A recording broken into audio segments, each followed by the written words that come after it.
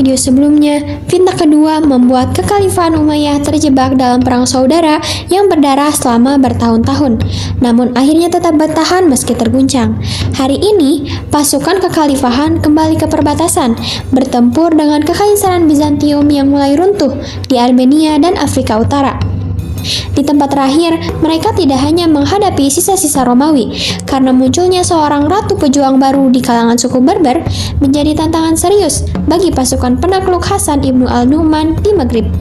Dan meskipun Umayyah meraih kemenangan di medan perang dan semakin meluas, kesatuan dan kohesi kekaisaran mereka terus melemah di perbatasan timur, menanam benih kehancuran mereka di masa depan. Setelah kematian Ibnu al-Zubair dan penyerahan pasukannya di akhir pengepungan Mekah selama 8 bulan, dampak langsung dari fitnah kedua adalah ketika Khalifah Abdul al-Malik mengirim pasukan untuk menumpas pemberontakan Khawarij yang sebelumnya menyusahkan penantangnya. Pasukan Khawarij yang menguasai Yaman dan Arab Tengah sebenarnya sudah mulai terpecah, bahkan sebelum kemenangan Umayyah dalam Perang Saudara, dengan pimpinan mereka Najah ibnu Amir al-Hanafi yang dieksekusi oleh pasukannya sendiri karena diduga diam-diam bernegosiasi dengan Umayyah. Banyak Khawarij yang bubar sebelum penaklukan kembali oleh Umayyah, melarikan diri ke Persia atau Afrika Utara. Meski begitu, sisa Khawarij yang dipimpin Abu Fudaik memberikan perlawanan kuat terhadap pasukan Irak pimpinan Umar ibnu Ubaidillah dalam pertempuran di Bahrain, mendorong mundur pasukan Basrah yang membentuk sayap kiri Umayyah dan melukai Umar secara serius. Namun, mereka berhasil ditahan oleh sayap kanan Kufah dan pasukan kavaleri di Suriah Tengah. Lalu didesak kembali ke perkemahan mereka ketika pasukan Basrah bangkit dan kembali bertempur. Dengan angin kemenangan di pihak Umayyah, perkemahan Khawarij dibakar. Asap dan panas membuat kuda panik dan pertahanan Khawarij menjadi kacau. Setelah Abu Fudaik tewas di medan perang, para pengikutnya yang tersisa melarikan diri ke benteng Al-Musahhar, namun tanpa bantuan atau bala bantuan. Tembok benteng kuno itu justru menjebak mereka tanpa pasokan. Mereka cepat menyerah dan sedikit belas kasih ditunjukkan. Eksekusi massal terhadap sebagian besar pengikut Abu Fudaik mengakhiri masa singkat dominasi Khawarij di Arab secara brutal. Meskipun Khawarij masih memiliki pengaruh di beberapa bagian Persia Selatan dan akan memicu pemberontakan lagi di masa depan, ini adalah upaya besar terakhir mereka untuk merebut kekuasaan dalam kekhalifahan. Tantangan yang lebih serius terhadap kekuasaan Umayyah yang telah bersatu kembali datang dari utara dengan runtuhnya perjanjian damai dengan Bizantium. Di bawah kepemimpinan Kaisar Yustinianus II, Bizantium sama sekali tidak terlibat dalam perang saudara kekhalifahan, malah memeras upeti dari Umayyah dan bahkan merebut kendali atas Armenia dari pihak Zubairid. Mereka juga mendukung pemberontakan umat Kristen di dalam kekhalifahan yang terpecah.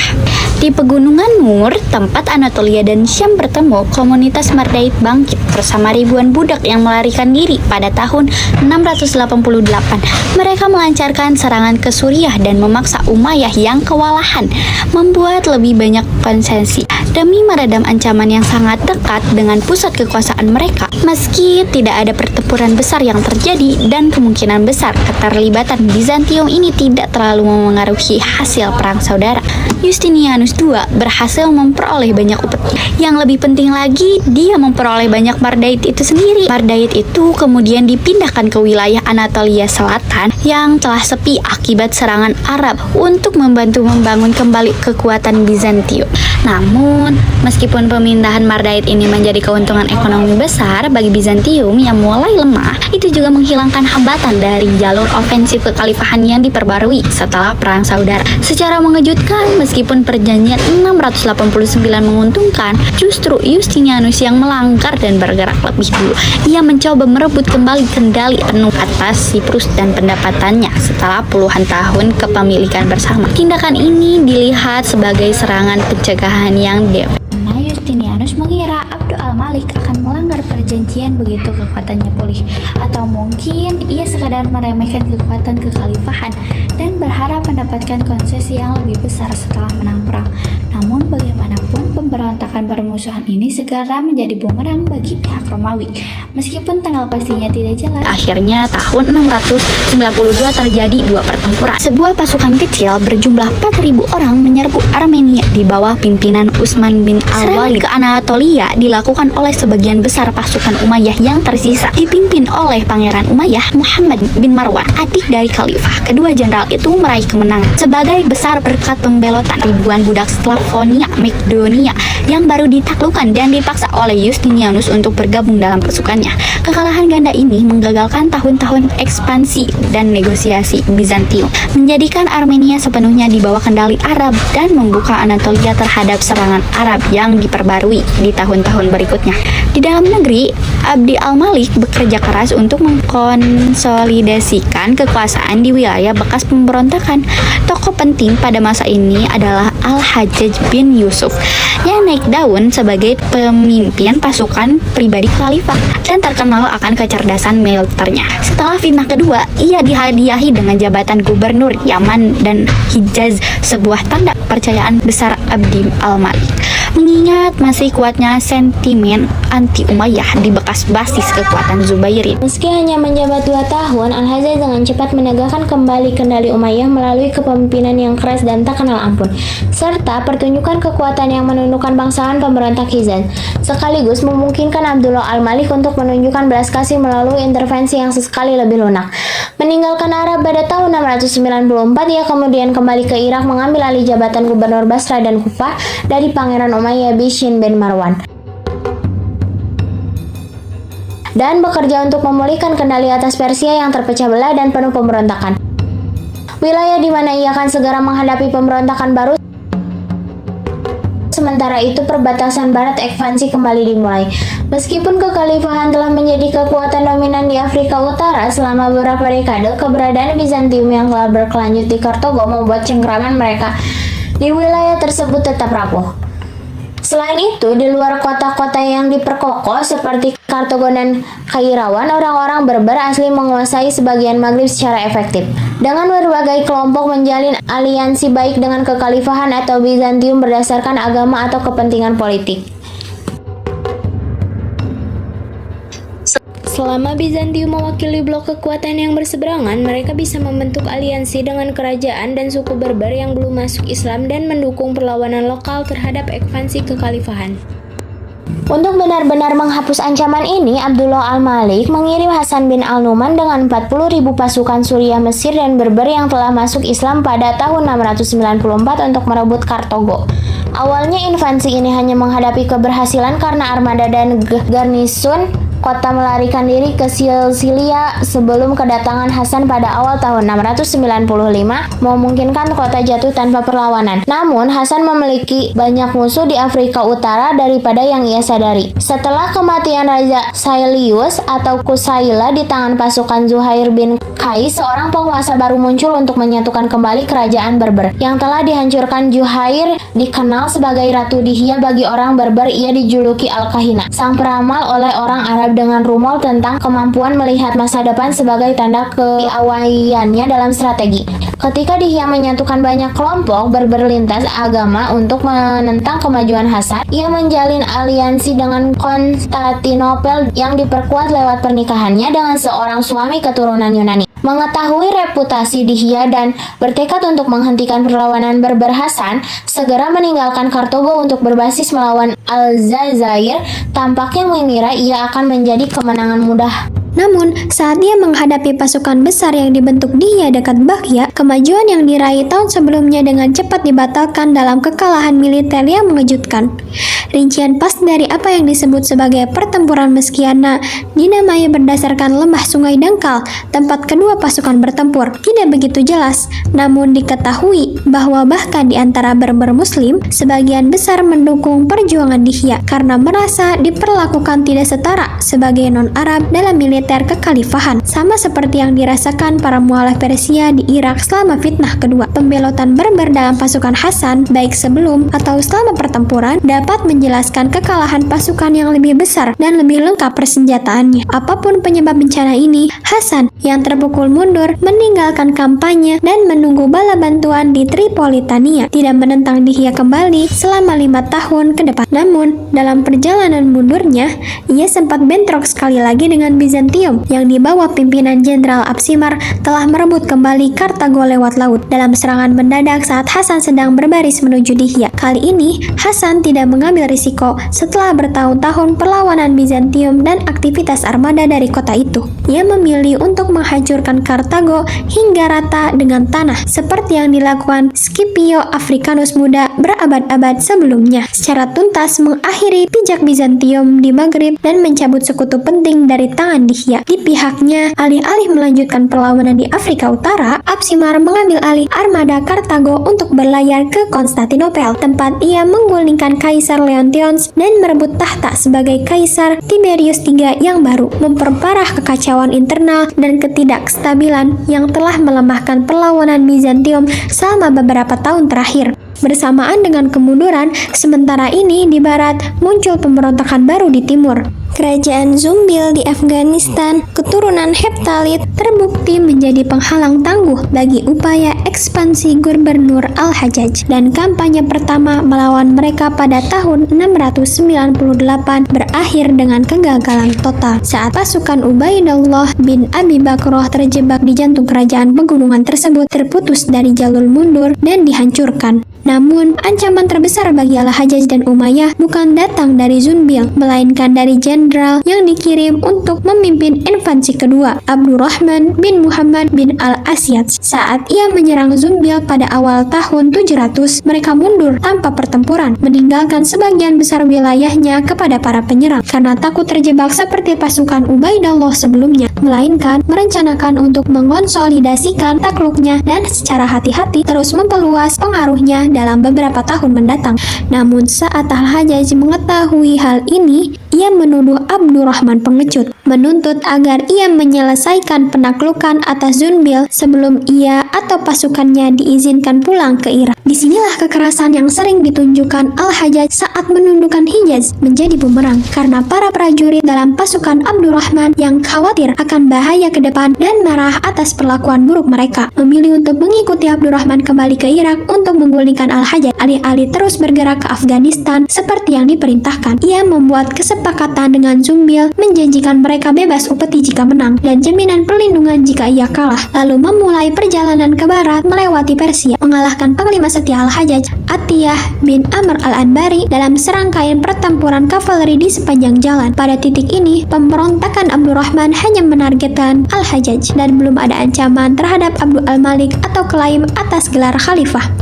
Namun, setelah menerima kabar tentang pembangkangan itu, Abdul al-Malik memutuskan untuk mendukung gubernur yang tidak populer dan mengirim beberapa ribu pasukan kavaleri Suriah yang berpengalaman secepat mungkin ke Basra untuk memperkuatnya. Dalam upaya terakhir untuk menghentikan para pemberontak, Al-Hajjaj mengirim 2.000 pasukan baru ini untuk menghalangi pemberontak menyeberangi sungai Dujail di dataran rendah Khuzestan. Namun meskipun mereka awalnya berhasil melawan pasukan pendahulu pemberontak berjumlah 300 orang, pasukan pemberontak yang dibentuk dan diperlengkapi untuk penaklukan dan jelas melebihi jumlah pasukan Suriah. Meskipun kekuatan yang dilaporkan sebesar 100.000 jelas berlebihan, segera menyeberangi sungai dangkal itu, memaksa jalan mereka dan membuat pasukan Suriah kocar-kacir. Setelah pertempuran ini, para pemberontak memperluas cakupan gerakan mereka. Kini tidak hanya menolak Al-Hajjaj, tetapi juga mencari kejatuhan Abdul al-Malik. Mungkin saja Abdurrahman telah merencanakan hal ini sejak awal dan hanya menggunakan pertempuran sebagai alasan. Tetapi terlepas dari itu, kini ia menjadi ancaman besar bagi Kekhalifahan Umayyah yang terlalu luas, terutama karena sebagian besar pasukan inti Suriah Abdul al-Malik sedang bertempur di Afrika Utara. Tiba di Basra pada Februari 701 setelah Al-Hajjaj melarikan diri ke utara menuju Kufah. Abdurrahman memanfaatkan ketidaksukaan rakyat terhadap gubernur yang telah pergi untuk mendapatkan sumpah setia dari banyak penduduk Basra. Ia memperkuat kota itu dan terlibat dalam pertempuran selama sebulan dengan pasukan Al-Hajjaj sebelum keluar untuk berperang pada pertengahan Maret. Awalnya pasukan Irak unggul meskipun kedua pasukan bertemu di medan terbuka. Pasukan loyalis Al-Hajjaj yang berasal dari konfederasi suku Quraisy dan Saqif di Hijaz serta bala bantuan dari Suriah segera dipaksa mundur ke parit-parit pertahanan yang telah mereka siapkan untuk menggagalkan serangan kavaleri musuh. Pertempuran sengit berlangsung sepanjang hari dengan barisan tombak di sisi Al-Hajjaj mundur dalam kekacauan dan runtuh. Namun di ambang kekalahan, serangan mendadak dari Sufyan bin Al-Abrad Al-Qalbi yang memimpin pasukan suku Qalb yang kuat di Suriah. Salah satu dari sedikit yang tetap setia kepada Umayyah sejak awal fitnah kedua, menghantam sayap kanan dari pasukan Irak. Pertempuran di Parit memecah dan membingungkan pertahanan mereka. Dengan tekanan yang berkurang, pasukan Suriah dan Hijaz bangkit memecah pasukan Irak menjadi dua dan memaksa mereka mundur. Abdi al-Rahman langsung mundur ke utara bersama pasukan Kufah dan sebagian besar kavaleri. Sementara salah satu komandan bawahannya, Ibnu Abdi al-Muthalib, memimpin pasukan Basra dalam pertempuran mundur 3 hari sebelum akhirnya lolos dari pengejaran Al-Hajjaj dan menyusul jenderalnya yang telah pergi. Namun meskipun mengalami kekalahan ini dan Al-Hajjaj merebut kembali Basrah, pemberontakan Abdi al-Rahman masih menjadi perhatian besar bagi Khalifah Abdul al-Malik, terutama setelah rakyat Kufah bangkit menggulingkan pengawasan setia Al-Hajjaj Ibnu al-Hadrami dan menawarkan dukungan kepada Abdi al-Rahman saat ia tiba. Setahun kemudian ketika Al-Hajjaj kembali berbaris ke utara setelah menenangkan Basrah dan menerima tambahan pasukan Suriah, ia menemukan pasukan pemberontakan yang jauh lebih besar telah menantinya di luar Kufah. Karena kedua belah pihak kini berhati-hati terhadap pertempuran yang menentukan, mereka pun berparit pada 4 April 702, diikuti dengan beberapa minggu serangan ringan dan pengintaian. Pertukaran yang berkepanjangan ini menguntungkan pihak Irak yang dapat dengan mudah memasokkan diri dari Kufah, sementara pasukan Al-Hajjaj kesulitan untuk mendapatkan makanan di wilayah yang tidak bersahabat. Ketika berita tentang kebuntuan ini sampai ke Abdi al-Malik, ia bahkan menawarkan untuk mencopot Al-Hajjaj demi perdamaian. Namun Abdi al-Rahman menolak tawaran ini. Pasukannya justru mengadakan tekanan pada parit-parit Al-Hajjaj dengan serangan harian. Perang antara parit-parit ini terus berlangsung hingga pertengahan Juli. Meskipun semangat para pemberontak mulai surut setelah kematian komandan kavaleri Jabalab Ibnu Jahya. Tanpa kemenangan cepat yang tampak di depan mata, beberapa komandan Abdi al-Rahman mulai meragukan keputusan untuk menolak tawaran damai dari Khalifah. Bahkan beberapa kemungkinan diam-diam menghubungi pihak Umayyah untuk meminta pengampunan atas pembelotan mereka. Ketika kedua pasukan akhirnya kembali bertempur secara terbuka pada 15 Juli, kedua belah pihak bertahan dalam pertempuran sengit hingga tengah hari. Namun seperti pertempuran sebelumnya, serangan kavaleri oleh Al-Qalbilah yang menentukan hasilnya. Menerjang dari balik sayap kanan pasukan Suriah, ia menyerang sayap kiri Irak yang dipimpin oleh Al-Abrad Ibnu Qurrah, seorang pemimpin yang biasanya dikenal karena keberaniannya.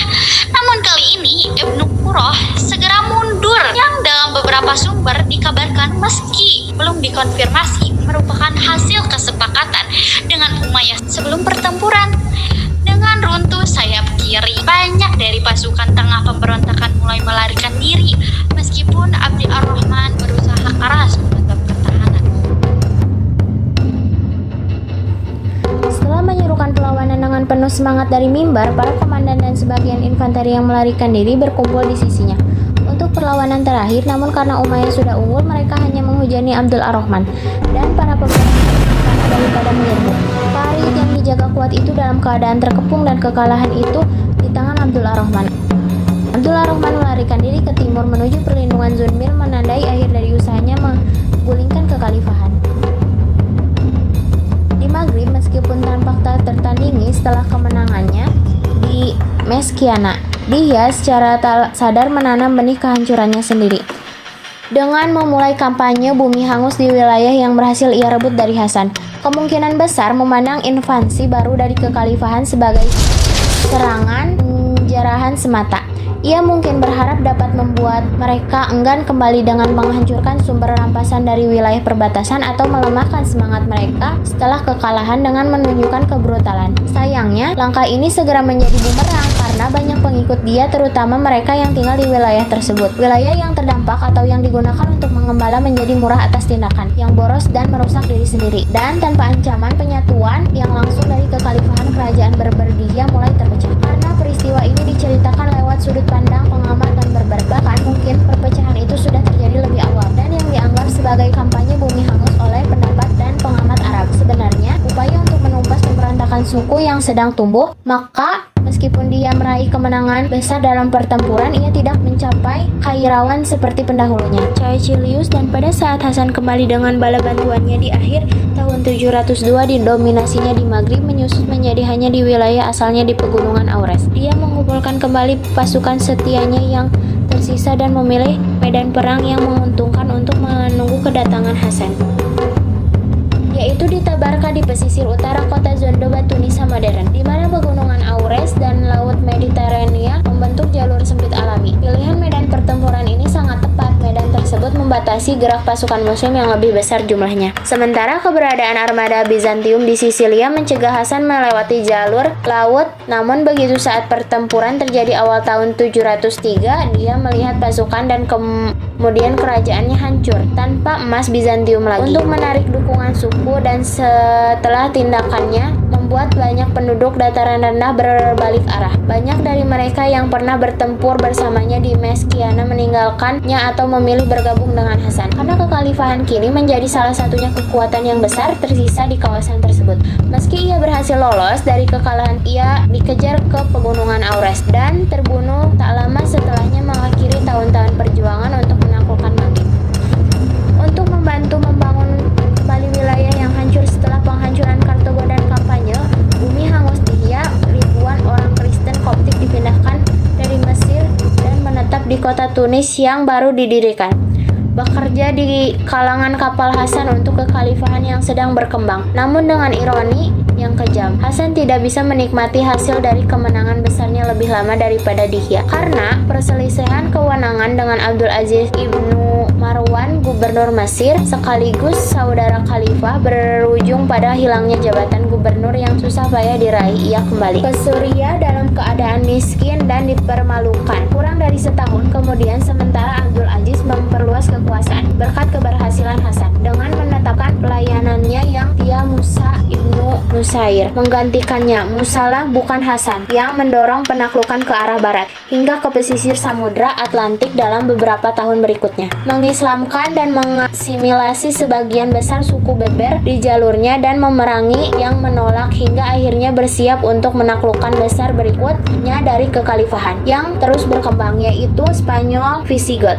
Sementara itu di timur, pemberontakan yang dipicu oleh Abdul Ar-Rahman terus berlanjut selama bertahun-tahun dengan para pendukung yang tersisa menyebar dan melancarkan pemberontakan lanjutan di Sistem dan Khorasan. Bahkan setelah Junbil menyerahkan pada tuntutan kekhalifahan dan mengeksekusinya di Irak dan Persia tetap menjadi pusat ketidakpuasan anti Umayyah, dan Afghanistan tidak ditaklukkan selama sisa era Umayyah dengan ketenangan rasial dan sektarian yang sama seperti yang memicu pemberontakan Al-Mukhtar dan Abdul Ar-Rahman akhirnya juga membawa kejatuhan mereka.